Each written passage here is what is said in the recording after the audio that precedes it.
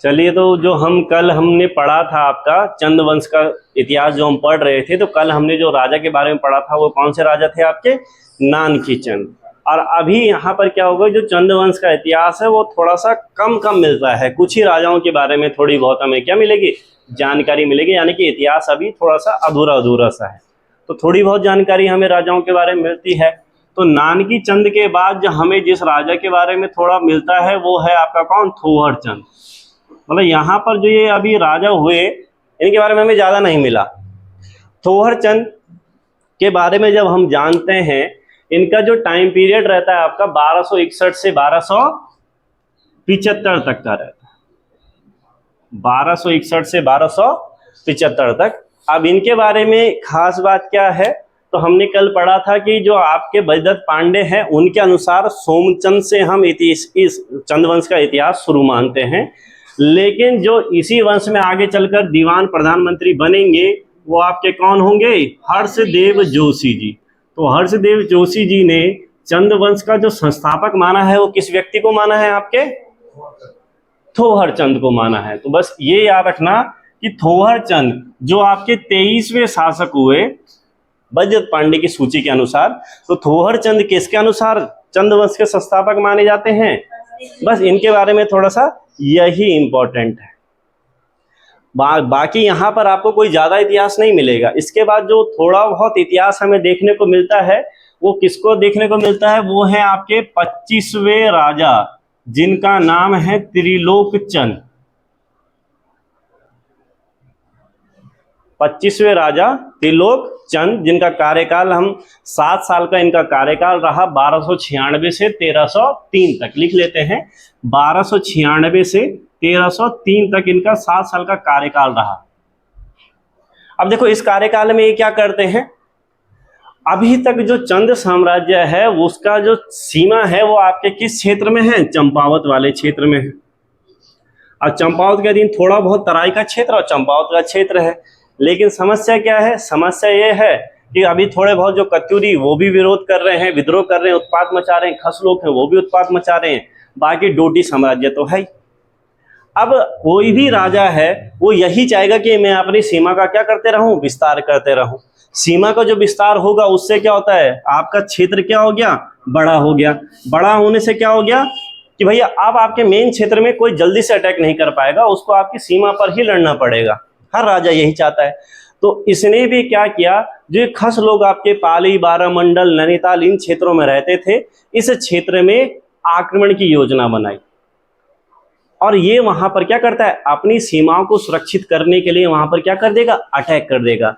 और अटैक करते हुए ये किस परगने को जीत लेता है? छकाता। इसने छकाता परगना जीत लिया। छकाता मतलब क्या हो गया आपका? नैनीताल का पुराना नाम है। लेकिन जो नैनीताल है, अब देखो छकाता, छकाता शब्द आया कहां से? आपका ये आया आपका षष्ठी खात से। खात का मतलब ताल होता है, षष्ठी मतलब 60। अब हम एक नाम तो पढ़ते हैं सरोवर नगरी। सरोवर नगरी किसको कह रहे हैं हम? नैनीताल को, यानी कि बहुत ज्यादा ताल है। इसी षष्ठी खात से आगे चलकर क्या नाम बना? यानी कि आप जो तत्सम तद्भव पढ़ रहे हैं तो ये समझ लीजिए आप तत्सम शब्द है, ये उसका तद्भव शब्द है, बाद में छकाता हो गया। तो ये छकाता एक्चुअल में हम जो क्षेत्र की बात कर रहे हैं वो क्षेत्र है आपका भीमताल। अब भीमताल नैनीताल के ही अंदर आता है। तो जाहिर सी बात है इसने इस क्षेत्र को अगर क्या कर लिया? कंट्रोल में कर लिया। अब ऐसा तो नहीं है कि वहां से छोड़ के फिर अपनी जगह पे आ जाएगा, क्योंकि दूसरा जिससे उसने छीना है वो फिर से ले लेगा उसे।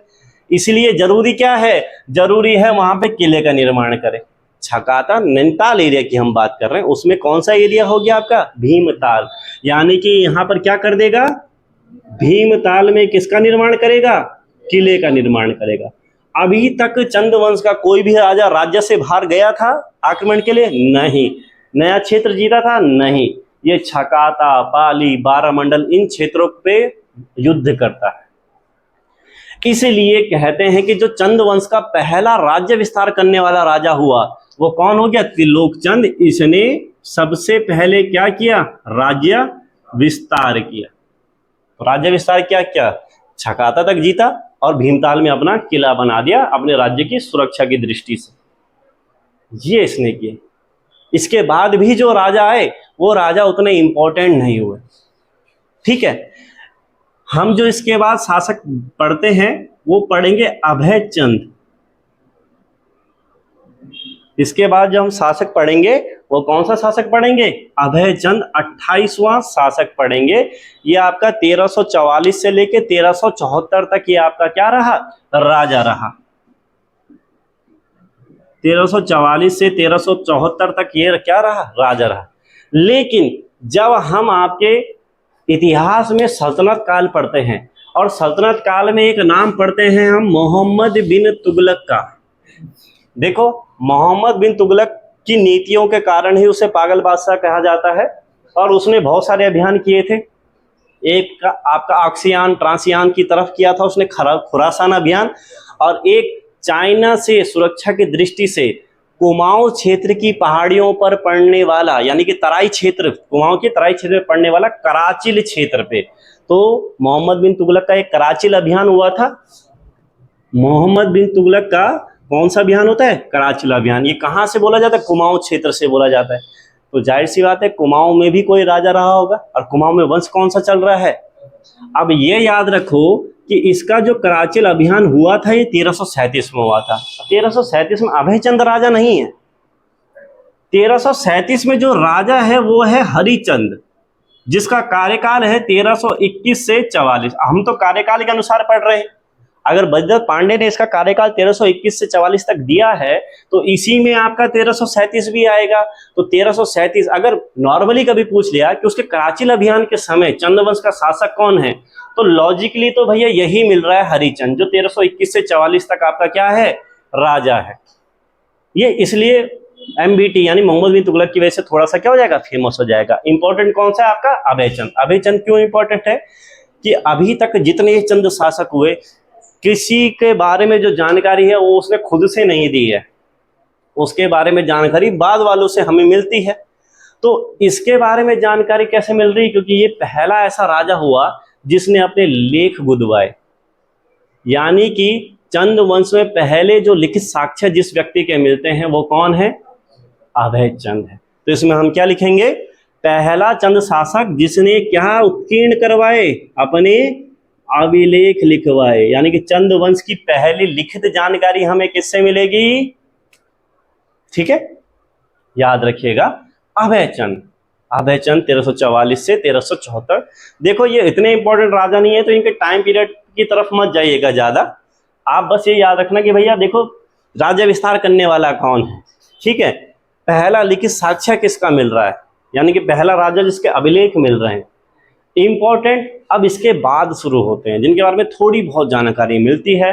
28वां शासक कौन हो गया? अभयचंद हो गया। इसके बाद इसका बेटा राजा बनेगा ज्ञानचंद्र फर्स्ट, ज्ञानचंद प्रथम। इसके बाद जो राजा बना आपका 29वां राजा ज्ञानचंद प्रथम, 1374 से लेके 1419 तक जिसने क्या किया? आपका राज किया, ज्ञानचंद फर्स्ट। ठीक है, टाइम पीरियड हम क्या पढ़ते हैं इसका? 1374 से लेके 1419 तक। कौन से नंबर का शासक है ये आपका? 29वां शासक। अब इस शासक के बारे में जो हमें जानकारी प्राप्त होती है वो जानकारी हमें किससे प्राप्त होती है? गोबासा ताम्रपत्र। अब अगर आप अभी पुराने पेपर उठा के देखोगे तो वहां पर ये क्वेश्चन पूछा था। ठीक है, गोबासा ताम्रपत्र से हमें किसके बारे में जानकारी मिल रही है? ज्ञानचंद्र प्रथम। अब हुआ क्या, जब हम कह रहे हैं चंपावत के बारे में तो हम टनकपुर भी हम पढ़ते हैं। टनकपुर कहाँ पड़ता है आपका? वो थोड़ा सा तराई वाला क्षेत्र हो गया, तराई भाबर वाला क्षेत्र। तो देखो इसके टाइम पर ये फेमस क्यों है? सबसे पहले तो जो इसका कार्यकाल हम पढ़ रहे हैं, ये कार्यकाल जो दिख रहा है हमें, ये 45 वर्ष का दिख रहा है। कितने वर्ष का दिख रहा है? 45 वर्ष का। इतने वर्षों तक चंद वंश के किसी भी राजा ने शासन नहीं किया, यानी कि सर्वाधिक अवधि तक राजगद्दी पर बैठने वाला या राजा बने रहने वाला व्यक्ति कौन है? यानी कि सर्वाधिक अवधि तक राजा रहा, सबसे लंबी अवधि तक ये क्या है? राजा है। कितने साल? 45 साल। तो ये फेमस हुआ। अब देखो 45 साल ये राज किया, तो कुछ तो इसने ऐसा अलग से किया होगा, तो काफी चीजों के लिए फेमस हो गया राजा। क्या हुआ देखो, इसके काल में जो इसके अधीन एक क्षेत्र था, कौन सा, तल्ला देश। कौन सा देश? तल्ला देश। और तल्ला देश कहाँ का प्राचीन नाम हो गया? टनकपुर का। तल्ला देश कहाँ का प्राचीन नाम है? टनकपुर का प्राचीन नाम है। अब ये थोड़ा सा आपका कैसा, प्लेन्स वाला एरिया हो गया। प्लेन्स, तराई क्षेत्र, किसी भी राजा के लिए तराई का क्षेत्र बहुत ज्यादा इंपॉर्टेंट था। उसका कारण क्या क्या था? खेती अच्छी होती है, राजस्व ज्यादा अच्छा आता है। कोई भी राजा को बड़ा रहना है तो भैया पैसे ज्यादा चाहिए। तो यहाँ पर टनकपुर में एक तराई क्षेत्र था। उस तराई क्षेत्र को कहा जाता था क्या? मढ़ुआ की माल। मढ़ुआ की माल। अब इस क्षेत्र पर इसका अधिकार नहीं रहा। इससे पहले के जो राजा आए थे, सोमचंद वगैरह को, उसको तराई भाबर का कुछ क्षेत्र मिला था, राजमुंगा के आसपास का क्षेत्र मिला था। इसके पास वो क्षेत्र था नहीं। अब ये इंपॉर्टेंट राजा क्यों है? क्योंकि ये तराई को अपने अधीन लेने का प्रयास करेगा। अब एक चीज की बात आती है कि जब भी उत्तराखंड का मैप देखते हैं तो उसमें यही देखते हैं कि पहाड़ी क्षेत्र अल्मोड़ा, नैनीताल, उसके नीचे तराई क्षेत्र हमें दिखाई देता है, उधम सिंह नगर, नैनीताल, और जो चंपावत का थोड़ा नीचे नीचे का क्षेत्र है उसको हम तराई क्षेत्र बोल देते हैं सीधा सीधा। तो यहाँ ने कि हमने कहा उत्तराखंड, फिर नीचे लास्ट में उधम सिंह नगर वाला एरिया को हम नॉर्मली माने तराई क्षेत्र, और नीचे आपका कौन सा क्षेत्र हो गया? यूपी वाला क्षेत्र होगा। अब समस्या क्या होगी? जो राजा मजबूत होगा उसी का तराई पे कंट्रोल होगा। अभी तक यहाँ पे कोई ऐसे राजा रहे नहीं, तो इसलिए इनके हाथों से तराई का क्षेत्र निकल गया। वो क्षेत्र कौन सा है? मढ़ुआ की माल है। अब जैसे मान लीजिए कि अभी जो मेन शासक है वो दिल्ली में बैठा है, जितना ये उसके अधीन है उतना ये भी उसके अधीन है। बात यह है कि अभी राज किसका है, कब्जा किसका है। ये इस पर अटैक करता तो ऊपर वाला बोलेगा क्यों किया, ये इस पे करता है तो भी ऊपर वाले का बोलेगा क्यों किया, क्योंकि आपको ऊपर वाले से थोड़ा सा मैनेजमेंट सही रखना पड़ेगा। इसीलिए इस तराई के क्षेत्र की समस्या को लेकर ये चिट्ठी लिखता है दिल्ली के शासक को। और दिल्ली में इसके टाइम पीरियड में कौन सा वंश चल रहा है? तुगलक वंश चल रहा है। और नॉर्मली जो नाम मिलेगा वो आपको मोहम्मद बिन तुगलक का मिलेगा। और मोहम्मद बिन तुगलक के बारे में हम पढ़ते हैं। मोहम्मद बिन तुगलक 1351-52 मोहम्मद बिन तुगलक चले गया। ये तो उसके बाद शुरू हो रहा है। मोहम्मद बिन तुगलक के बाद राजा कौन था? फिरोज तुगलक। तो इसके टाइम के अनुसार दिल्ली में राजा कौन रहा होगा? फिरोज तुगलक रहा होगा, अगर इसका टाइम पीरियड देखें हम। अब इसने तराई को अपने अधीन करने के लिए दिल्ली के राजा को क्या लिख दी? चिट्ठी लिख दी। अब दिल्ली का राजा है बीजी।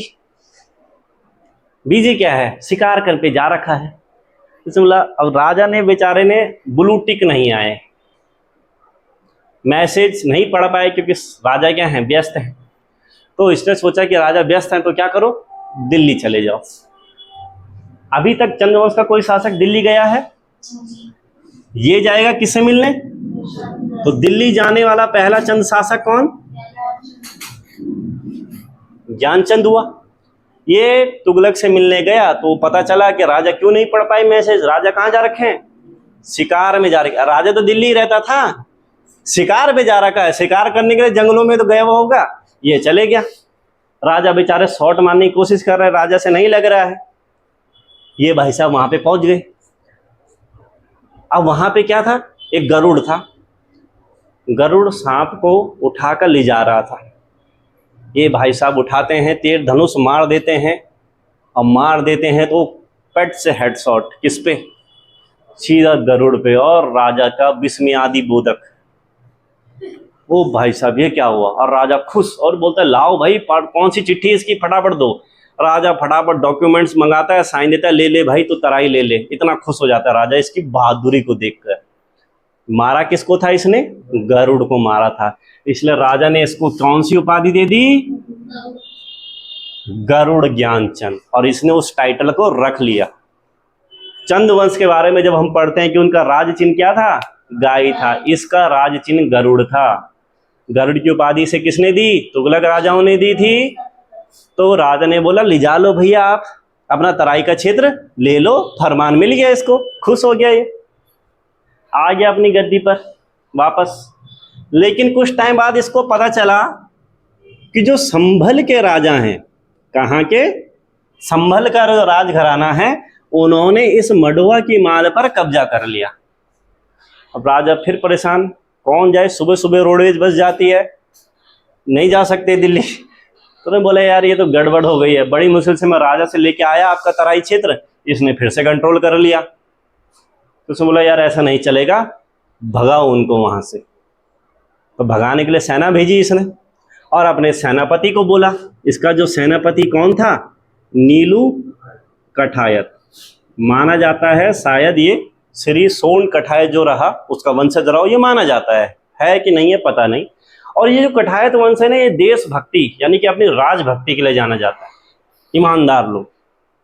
तो इसके यहाँ जो बख्शी हुआ यानी कि सेनापति हुआ, कौन था, नीलू कठायत। इसने अपने सेनापति नीलू कठायत को बोला जाओ उसको तराई के क्षेत्र को क्या करो, आप कंट्रोल में करो। तो नीलू कठायत यहाँ जाता है, यहाँ पर जिसने भी कब्जा किया था उसको हराता है और इस तराई क्षेत्र को फिर से किसके अधीन कर लेता है, चंद राजवंश के अधीन कर लेता है।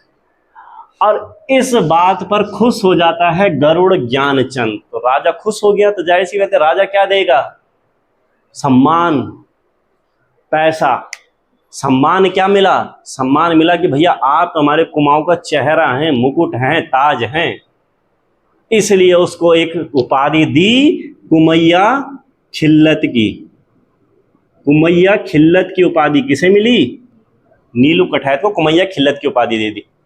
इसके बाद दूसरा 12 गांव रौत दे दी। रौत क्या होता था, देखो दान देना अलग चीज है, आप दान किस परिप्रेक्ष्य में दे रहे हो वो भी अलग चीज है।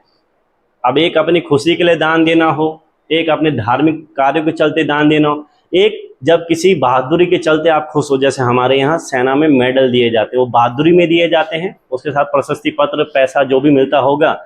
तो जब किसी बहादुर कार्य के लिए किसी को जमीन दान में दी जाती है उसको कहते हैं रौत। क्या कहते हैं, रौत। जब किसी बहादुरी भरे कार्य के लिए कुछ दान में दिया जाए वो क्या कहलाएगा, आपका रौत कहलाएगा। इसको 12 गांव मिल गए, ठीक है। जाहिर सी बात है कि भैया इसका सम्मान बहुत बड़ा होगा अपने क्षेत्र में, भैया इसने इतना भयंकर काम कर दिया। लेकिन जैसे ही देखो ये जीवन है, जीवन में अगर आप कोशिश कर रहे हो कि आपसे सब खुश रहे तो आप सबसे बड़ी बेवकूफ़ी कर रहे हो, क्योंकि आप एक तो उन पर ध्यान भी दे रहे हो और अपना समय वेस्ट कर रहे हो। ये कभी नहीं हो सकता है अगर आप सबको खुश करने में लगे। आप जैसे जैसे ऊपर जाओगे या कोई भी अच्छा कार्य करोगे, आपकी प्रशंसा करने वाले कम होंगे और आपकी खिल्ली उड़ाने वाले और आपको नीचे गिराने वाले ज़्यादा होंगे। जाहिर सी बात है भैया कि राजा के पूरे मंत्रिमंडल में या पूरे दरबार में बहुत सारे लोग रहे होंगे और इस व्यक्ति से चिढ़ते भी होंगे, क्योंकि राजा बड़ा लगा रहता होगा हर टाइम में नीलू नीलू नीलू। तो अब यहाँ पर इससे भी लोग जलने लगे और इस नीलू कठायत का एक सबसे बड़ा दुश्मन हुआ जिसका नाम था जस्सा कमलेखी। अब जस्सा कमलेखी बिल्कुल नहीं चाहता था कि ये ऊपर बढ़े। आपके भी होंगे ऐसे काफ़ी लोग जो बिल्कुल नहीं चाहेंगे आप ऊपर जाओ, लेकिन इसके बारे में भी जानते। अब जस्सा कमलेखी बिल्कुल नहीं चाहता नीलू कठायत ऊपर, लेकिन समस्या यह है कि राजा को जाके ये बोले कि ना इसको नीचे कराओ। भाई उसकी प्रशंसा भी सब लोग कर रहे हैं, आप अभी उसका विरोध करोगे तो जाहिर सी बात है कि मान लीजिए नीरज चोपड़ा ने भारत के लिए ओलंपिक गोल्ड मेडल जीता, बहुत गर्व का बात है मान लें। अब कोई उसकी प्रशंसा नहीं चाहता है और वो लोगों को कहे ना बेकार आदमी, तो पता है ना उस टाइम पे देश प्रेम लोगों के अंदर बहुत ज़्यादा है, लोग पीट देंगे उसे। यहाँ पर भी होगा। इसलिए जब किसी ऊंचाई पर बैठे व्यक्ति को गिराना हो तो उसकी बुराई ना करके उसकी तारीफें करना क्या कर दो, शुरू कर दो। क्योंकि जब आप किसी की तारीफें ज़्यादा करते हो तो उसका पतन होने लगता है। मतलब अब आपने देखा कि भैया मेरे सामने वाला बहुत ऊपर जा रहा है, बहुत आगे बढ़ गया, और आपने उसकी तारीफों के पुल बांधने शुरू कर, अरे बहुत अच्छा है, कहीं नहीं घूमता, लड़कियों से तो बात भी नहीं करता है, कोई भी व्यसन नहीं है इसके अंदर।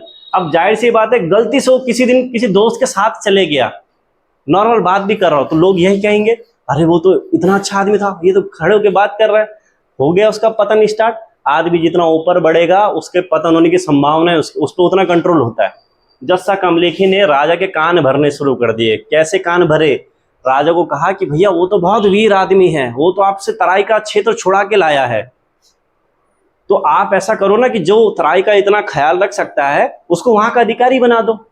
बुराई नहीं कर सकता था, लेकिन क्या कहा, इसको तराई का अधिकारी बना दो। राजा चाहता था ये मेरे पास ही रहे, लेकिन जस्सा कमलेखी बातों का शेर, राजा को उसने मना लिया किसी तरीके से कि क्या कर दिया, नीलू कठायत को क्या कर दो आप, लाट अधिकारी बना दो, तराई का क्षेत्र दे दो।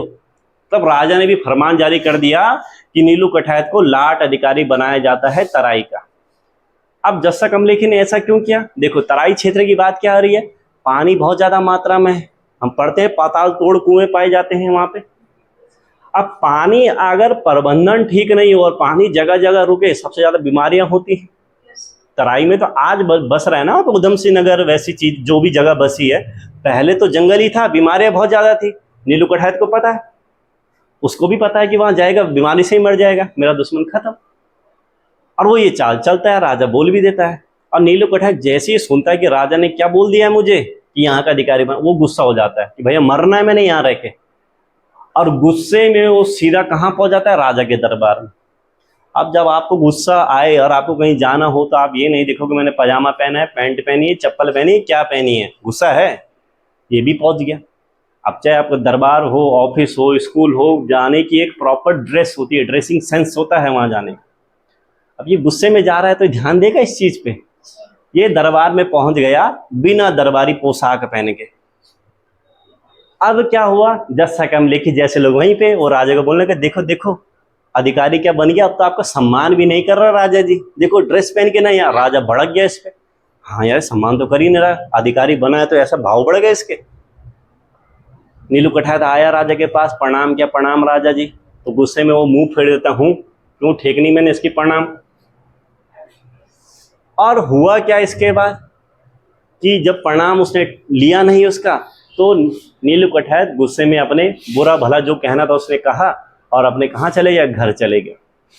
घर कहाँ था इस नीलू कठायत का, कपरोली गांव। अब देखो ऑफिस में क्या हुआ है, घर वाले इस बात से तो अनजान ही रहते हैं जब तक आपने बताया नहीं। घर में इनकी पत्नी, समस्या भी खत्म नहीं हुई। घर में पत्नी समस्या नहीं है, ठीक है, मैं पत्नियों को नहीं कह रहा हूं। घर में इनकी बुआरी वेट कर रही है। बुआरी को तो यही पता है ना मेरे पति ने क्या जीता है, पूरा क्षेत्र जीता है, राजा ने ये दिया है। बुआरी को तो डिमांड है। अब जब ये घर गए तो गुस्से में मुंह लटका के गए होंगे। अब बुआरी ने पहले तो यूं यूं देखा, कक गई बोली मेरी साड़ी, मैंने लिपस्टिक थे मंगाई। अब सबसे पहले तो जो मंगा रखा आदमी का उस चीज पे नजर जाती है, नहीं लाया, कहां से लाना, गुस्से में आ रहा है, पत्नी को नहीं पता है। फिर अब जब पत्नी शक्ल देखी तो गुस्सा है, तो तब अपनी बात को तुरंत चेंज कर लेती है। बच्चों के लिए खिलौने भी नहीं आए तो अब ये मायूस होकर बैठ जाता है, लेकिन पत्नी तो पत्नी है, जब तक घचर घचर नहीं करेगी, पूछेगी नहीं, तब तक छोड़ेगी भी नहीं। लगी रहे बताओ जी बताओ जी, बताओ के लग गया तुम। अंत में नीलू कठायत बताई देता सारी कहानी कि ऐसा ऐसा हुआ। पत्नी न नाज मिली न बाज मिली, कुछ नहीं मिली। ये भाई मैंने क्या बोलना, अब दगड़े आड़ते क्या बोलूंगी अब, चलो जो भी हुआ सारी। उन्होंने बोला चलो क्या कहते हैं, बात करते हैं राजा जी से, मैं बच्चों को भेजती हूँ। नीलू कठायत ने बोला ना ना ना, बच्चों को मत भेजना राजा के पास। लेकिन पत्नी तो पत्नी है, जब शिवजी पार्वती जी को नहीं मना पाए, जाहिर सी बात है कि नीलू कठायत और उनकी पत्नी में जो भी वार्तालाप हुई, तो उन्होंने बोला कि मैं अपने बच्चों को भेजती हूँ। नीलू कठायत मना कर देते हैं। मना कर देते हैं तो होता क्या है कि पत्नी है वो अपने बच्चों को तैयार करती है। बच्चों का नाम क्या है, सीजू और वीरू है। नीलू कठायत बोलता कहाँ भेजी, मैं तो इनको मामा के यहाँ भेज रही हूँ अपने, ये मामा के पास जाएंगे, राजा के पास नहीं भेज रही ने। अब बच्चे आ गए राजा से मिलने के लिए। रात में मामा जी के यहाँ रुकना था, लेकिन छोटे बच्चे थे, उनको क्या पता मामा के घर कहाँ पे, भटक गए और वो पड़ गए जस्सा कमलेखी के हाथ में। जस्सा कमलेखी ने पूछा बच्चा यहाँ कहाँ घूम रहे, तो बच्चे थे, उन्होंने साफ साफ बता दिया ऐसा ऐसा है। अच्छा, उसने बोला चलो बच्चा आज एक काम करते, मेरे घर में रहते हैं।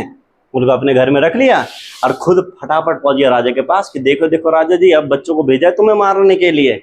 और राजा को इस बात पे गुस्सा आ गया, उसने उनको सीधा जो गोरला चोड़ का किला पढ़ते हैं हम, वहां पर उन दोनों बच्चों की आंखें निकलवा दी और उससे बच्चों की क्या हो जाती है, मौत हो जाती है। और ये बात फैल जाती है।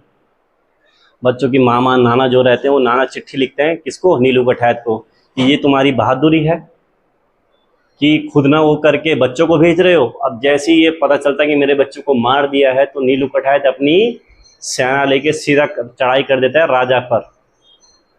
अब राजा को पता था कौन कितना खतरनाक आदमी नीलू कठैत, राजा भाग जाता है, जस्सा कमलेखी भी भाग जाता है। तो वहां पर जस्सा कमलेखी का जो गांव रहता है, कमलेख गांव, इतनी लूटपाट मचाई रहती है कि जो भी आदमी मिला, जितनी भी स्त्रियां मिली, चाहे वो गर्भवती हैं, उनके पेटों को तो तक फाड़ दिया था उसने, क्योंकि उसके बच्चे मर गए थे।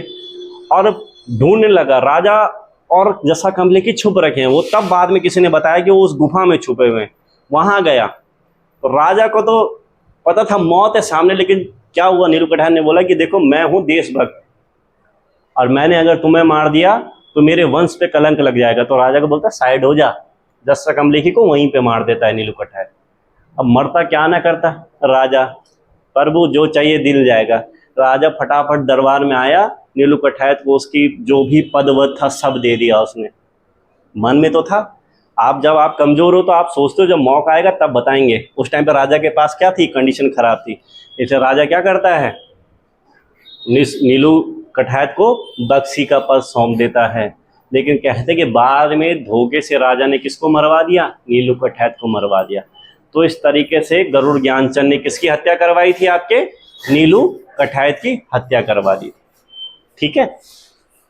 और आपके उसके बाद क्या हो जाता है, 1419 में गरुड़ ज्ञानचंद की खुद भी क्या हो जाएगी, आपके मृत्यु। तो याद रखना भैया नीलू कठैत कौन थे। ठीक है। तो ये आपके कौन थे, आपके ज्ञानचंद की मृत्यु हो जाती है आपके कब, 1419 में इनकी मृत्यु हो जाती है। इसके बाद इनका बेटा राजा बनता है, 1 साल के लिए वो गद्दी पर बैठता है, वो भी मर जाता है। उसके बाद इनका पोता राजा बनेगा, वो भी 1 साल के लिए ही गद्दी पर बैठेगा और उसकी भी क्या हो जाएगी, मृत्यु हो जाएगी। लेकिन उस 1 साल में इनके पोते ने कुछ कुछ काम कर दिया था। इनका पोता कौन रहता है, आपका उद्यान चंद, जो आपके कौन हुए, 31वें राजा हुए। ये भी 1 साल ही इन्होंने राज किया था। टाइम पीरियड 1420 से 1421 तक इनका टाइम पीरियड लिखना है, तो लिख लीजिए। अब ये कौन है, गरुड़ ज्ञानचंद के पोते हैं। पिता को भी 1 साल मिला, इनको भी 1 साल ही मिला। अब ये जितने टाइम राजा रहे, ये एक होता है मन ग्लानि पूर्ण मन जब हो जाता है इंसान का, खुद को ही कचोटता रहता है दिल ही दिल में। हुआ क्या कि इनके दादा ने किसको मरवा दिया, नीलू कठैत को। और एक ग्लानि इनके अंदर रही कि मेरे दादा ने देशभक्त को मरवाया है, जो उन्होंने बहुत ही गलत किया। दूसरा कि अत्याचार बहुत ज़्यादा, खसों के विरोध ज़्यादा हुए, वो ध्यान न दे के नीलू कठैत की मौत के पीछे पड़े रहे। विरोध ज़्यादा हो रहा है, राजा उस पर ध्यान नहीं दे रहा है, तो उससे जनता नाराज हो रही है। तो इसलिए कि जनता खुश हो, देखो जब भी जनता को खुश करना हो, मान लीजिए कोई भी चीज़ है और उसका विरोध हो रहा है, तो तब क्या होता है, धार्मिक आधार ज़्यादा चुना जाता है। धर्म का आधार इसीलिए चुना जाता है कि जनता उस चीज़ पर थोड़ा अपने मेन मुद्दों को क्या हो जाएगी, भूल जाएगी। ये भी अपना धार्मिक आधार ही चुनता है। और ये क्या कर देता है, अपने इस 1 साल के कार्यकाल में, 1 साल के कार्यकाल में ये पूरे अपने क्षेत्र में क्या कर देगा, टैक्स फ्री कर देगा, टैक्स नहीं लेगा। ठीक है। पुजारियों को गांव दान में देना शुरू कर देगा। और इसके बारे में एक तथ्य और मिलता है कि इसने कत्यूरियों से वैवाहिक संबंध स्थापित किए, यानी कत्यूरियों की राजा के वैवाहिक संबंध स्थापित किए, कत्यूरी राजाओं की लड़की से विवाह किया। और अपना जितना भी जीवन था किसमें लगाया, धार्मिक कार्यों में इसने लगा दिया। ठीक है। सारा जीवन किसमें लगा दिया इसने, धार्मिक कार्यों में। और एक मंदिर का निर्माण करवाता है चंपावत में, बालेश्वर मंदिर का निर्माण कार्य करवाता है चंपावत में। अब देखो इसने चंपावत में बालेश्वर मंदिर का निर्माण कार्य शुरू करवाया। टाइम कितना रहा इसके पास, 1 साल, पूरा नहीं कर पाया, और ना ही इसकी वजह से हमें कोई जानकारी मिलती है।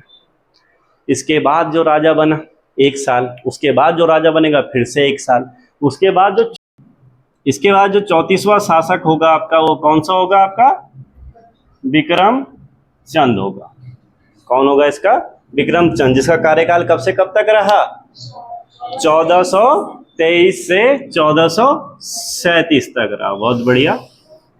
तो देखिए उद्यान चंद जो रहा, उद्यान चंद के कार्यों को जिसने पूर्ण करवाया वो कौन रहा? आपका विक्रम चंद। और इसके बारे में हमें जानकारी कैसे मिल रही है कि जो आपका बालेश्वर मंदिर है, बालेश्वर मंदिर से किसका ताम्रपत्र मिल रहा है हमें? कुंज शर्मा तिवारी का हमें एक ताम्रपत्र मिल रहा है। और इस ताम्रपत्र में क्या लिख रहा है ये कि जो आपका विक्रम चंद हुआ, विक्रम चंद ने किसके कार्य को पूर्ण करवाया? उद्यान चंद को। तो इससे दो चीजें हमें क्लियर हो गई। एक तो बालेश्वर मंदिर का निर्माण कार्य कौन शुरू करवाता है? उद्यान चंद। और इस कार्य को पूर्ण कौन करवाता है? विक्रम चंद। यानी कि ये भी शुरुआत में क्या रहता है? आपके धार्मिक कार्यों को ही करता है। तो इसने अपने धार्मिक कार्य को चरम सीमा पर हो गया। तो फिर बाद में क्या हो गया? आपका मन थोड़ा सा इसका भोग विलास की तरफ बढ़ गया। शुरुआत में कैसा रहा? ये धार्मिक रहा, लेकिन बाद में क्या हो गया? ये भोग विलास की तरफ थोड़ा सा ज्यादा चले गया। और जैसा ही इसका राजपाट से ध्यान हटा तो इसका एक भतीजा हुआ। भतीजे का नाम क्या था? भारती चंद। क्या नाम रहता है? भारती चंद। जो भारती चंद इस वंश का कितने नंबर का शासक हुआ? 35वें नंबर का शासक होता है 1437 से 1450 तक। तो हुआ क्या? जैसे ही भारती चंद ने देखा भोग विलास में राजा पड़ गया, राजपाट पे ध्यान नहीं दे रहा है, खसों का वही विरोध चल रहा। विक्रम चंद का खस थोड़ा ज्यादा विरोध भी कर रहे थे। रीजन क्या था उसको हम समझते हैं। कहते हैं कि भैया भारती चंद अपने चाचा के इन कार्यों से थोड़ा सा नाराज हो गया। जब ताऊ जो भी रहा होगा उसके कामों से क्या हो गया? नाराज हो गया। ठीक से राजपाट नहीं चला रहा है, इसीलिए उसने खसों को अपनी टीम में इकट्ठा करना शुरू किया। और उन खसों का नेता कौन रहा? आपका श्री सोड़ करायत। तो कहा जाता है कि विक्रम चंद ने सोड़ करायत के पुत्र को क्या करवाया था? मरवाया था। तो मौका भी था। तो कहते हैं कि सोड़ करायत ने फिर किसकी हत्या कर दी? विक्रम चंद की हत्या कर दी। और गद्दी पर किसको बिठा दिया? भारती चंद को बिठा दिया। तो इस तरीके से भारती चंद राजा बना। और एक और बात भारती चंद के बारे में कही जाती है कि जो भारती चंद रहा, इस भारती चंद ने क्या किया कि बाद में इस सोड़ करायत को तराई वाले क्षेत्र में कैद करवा दिया था। यानी कि उसको जिसने राजा बनाया उसे वो कैद करवा रहा है। शायद रहा वो खसों को दमन करने की इच्छा रही होगी। तो जब भारती चंद राजा बना तो इसके सामने भी वही समस्या कि सारे लोग अभी तक किसके अधीन है? डोटी के अधीन। लेकिन ये एक बात से चिढ़ गया। किस बात से चिढ़ा? कि जो डोटी के लोग थे, यानी कि जो डोटी का राजा था जिसको हम नेपाल समझ रहे हैं, इसको टैक्स दिया करते थे। अभी तक जितने भी राजा हुए सारे के सारे राजा मांडलिक राजा थे, यानी कि टैक्स देते थे डोटी को। अब यहां पर डोटी में भी आपके क्या हो गए? दो तरीके के वंश चल रहे हैं। ठीक है, जो आपके रैका क्षेत्र बड़े वाले लोग हुए वो आपका कौन सा हो गया? मल्ल वंश हो गया। इनका भी राजपाट ही है, इन्हीं के अधीन है। और इनके जो छोटे भाई हुए वो आपके क्या कहलाए? बम कहलाए। बमशाही, बमशाह जो नाम हम पढ़ते हैं, इनका भी राज चल रहा है। तो बात यह है कि भैया ये भी अपना राजपाट कर रहे हैं, ये भी अपना राजपाट कर रहे हैं। ये तो अपने एक ही परिवार से तो इनका चल रहा है बढ़िया। लेकिन हम किस किस के अधीन रहे? इन्होंने तो दुखी कर रखा है हमें। ये इस बात से चिढ़ गया कि भैया हमें नहीं रहना है इनके अधीन। तो वो सोचता है कि भैया अब मैं इनको टैक्स नहीं दूंगा, यानी कि इनकी वजह से वो चिढ़ गया। अब इनको मैं टैक्स बिल्कुल नहीं दूंगा। अब सोचो, अगर आप किसी को टैक्स दे रहे हो, हम सरकार को टैक्स देते हैं, तो हमें ज़्यादा पावरफुल कौन है? सरकार पावरफुल है, हम थोड़े से कमज़ोर हैं। जब आप अपने से बड़े का विरोध करोगे तो जाहिर सी बात है आपको भी दमन का सामना करना पड़ेगा। अपने से ताकतवर को मारोगे तो लड़ने के लिए तैयार भी रहना पड़ेगा। भारती चंद अगर डोटी को टैक्स देने से मना कर रहा है, उसकी अधीनता स्वीकार नहीं कर रहा है, जाहिर सी बात है डोटी से युद्ध लड़ना पड़ेगा। अब आपको अपने बड़े से युद्ध लड़ना पड़ेगा, यानी कि तैयारी ज़्यादा होनी चाहिए। युद्ध में कौन लोग भाग लेते होंगे? क्षत्रिय लोग, राजपूत लोग पहले भाग लेते होंगे। अब अगर उन राजपूतों की सेना लेके ही लड़ने जाएगा तो सेना कम पड़ जाएगी, डोटी से लड़ेगा कैसे? इसलिए जो मिला सबको सेना में भर्ती किया इसने। जो भी मिल रहा है सब, कोई ऊंच नीच नहीं, जो है चलो, खेत में भी बैठा है चल लड़ने चल। तो सारी जातियों की सेना बनाने वाला राजा कौन रहा? इसने समस्त जातियों की क्या बना दी? सेना बना दी। और डोटी पे धावा बोल दिया वहां इसने 2 पड़ाव डाले, एक आपका कटकू नौला में पहला एक पड़ाव डाला और दूसरा आपका बालीचोड़ का पड़ाव। मतलब ये अब उनके क्षेत्र में क्या करने लग गया, लूटपाट करने लग गया। अब डोटी को हराना है, युद्ध इतना आसान नहीं होगा, इसलिए ये जो युद्ध चला, कितने सालों तक ये युद्ध चलता है, यानी कि इसने डोटी से कितने वर्षीय युद्ध लड़ा, 12 वर्षीय युद्ध लड़ा डोटी से। अब खुद सोचो कि जो सेना लेके अपने साथ गया है वो 12 सालों तक अपने परिवारों से दूर हैं, सिर्फ क्या कर रहे हैं, युद्ध ही लड़ रहे हैं। अब उनमें से काफी नए नए लड़के भी होंगे, अधिकारी भी होंगे, हैं तो सारे युवक ही। और पहले तो ऐसा है नहीं कि रात में भी लड़ रहे हैं, युद्ध उजाले में ही होगा, रात में क्या करेंगे वो लोग। तो जो इसकी सेना के अधिकारी सैनिक लोग थे, जहां जहां इनके पड़ाव पड़े हुए थे, वहीं की स्त्रियों से ये क्या बातचीत इनकी चलनी शुरू हो गई। तो जिन स्त्रियों से इनकी बातचीत हुई, जिन स्त्रियों से इन्होंने संबंध बनाए, तो सेना को क्या कहा जाता है, कटक कहा जाता है। क्या कहा जाता है, कटक। और इस सेना से बात करने वाली स्त्री यानी कि कटक वाली स्त्री को क्या कहा गया, कटकाली कहा गया। समझिए कटकाली स्त्रियां कौन थी, 12 वर्षीय युद्ध के दौरान जिन स्त्रियों का सैनिकों के साथ संबंध बने वो आपकी कटकाली कहलाई। तो जाहिर सी बात है इनकी जो संतानें हुई, वो संतानों को बाद में क्या कहा गया, नायक जाति कहा गया। सैनिकों की संतानें और उन कटकाली स्त्रियों की संतानें थी। तो नायक जाति का उद्भव किसके काल में हुआ, भारतीय। ये नायक जाति जिसके लिए बाद में लोग परेशान भी रहेंगे, यहाँ की चाहे कुमाऊं परिषद हो, चाहे आपका ब्रिटिश लोगों कानून बनाएंगे इनके लिए, तो वहां पर भारतीय चंद का नाम भी आता है। तो नायक जाति का उद्भव इस 12 वर्षीय युद्ध के दौरान ही हुआ। तो युद्ध जीतने के बाद, युद्ध कौन जीत गया, भारतीय चंद 12 वर्षीय युद्ध जीत गया।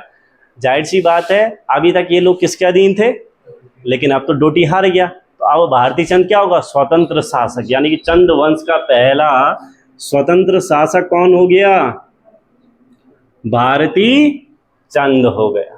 चंद वंश का पहला स्वतंत्र शासक है। इससे पहले वाले सारे टैक्स दे रहे हैं, किसको टैक्स दे रहे हैं, डोटी को टैक्स दे रहे हैं। कितने वर्ष का युद्ध लड़ा, 12 वर्षों का युद्ध लड़ा। ठीक है, अब देखो हुआ क्या, 12 वर्ष जब इसने युद्ध लड़ा, युद्ध लड़ना आसान तो नहीं होता है। तो बीच में इसका बेटा यानी कि रत्नचंद, रत्नचंद वो कठेर, कठेर मतलब रोहेलखंड, रोहेलखंड मतलब कहाँ के बारे में बात हो रही है, बरेली, जहां झुमका गिरा था, वो याद रखो आप, रोहेलखंड से। तो उसका बेटा कौन रहता है, रत्नचंद कठेर राज्य से मदद लेके आता है और अपने पिता की युद्ध में मदद करता है। पिता ने देख लिया कि बेटा सयाना हो गया, क्या खतरनाक युद्ध लड़ता है। पिताजी ने भी लूसेंट पढ़ ली थी कि अगर राजा ठीक टाइम पे गद्दी ना छोड़ दे, अब बेटा सयाना हो गया तो गर्दन काटने में भी देर नहीं लगाएगा। युद्ध से आया और कुछ टाइम के बाद ये अपनी गद्दी छोड़ दी। 1437 से 1450, 13 साल इसका राज रहा, 12 साल तो ये युद्ध ही लड़ा और 50 में गद्दी छोड़ दी और राजा बन गया कौन, रत्नचंद। मरा ये 1461 में, मरा बाद में, लेकिन गद्दी पहले ही किसको सौंप दी, रत्नचंद को। ठीक है, जिसके बारे में हम कल वाली क्लास में या नेक्स्ट क्लास में पढ़ेंगे।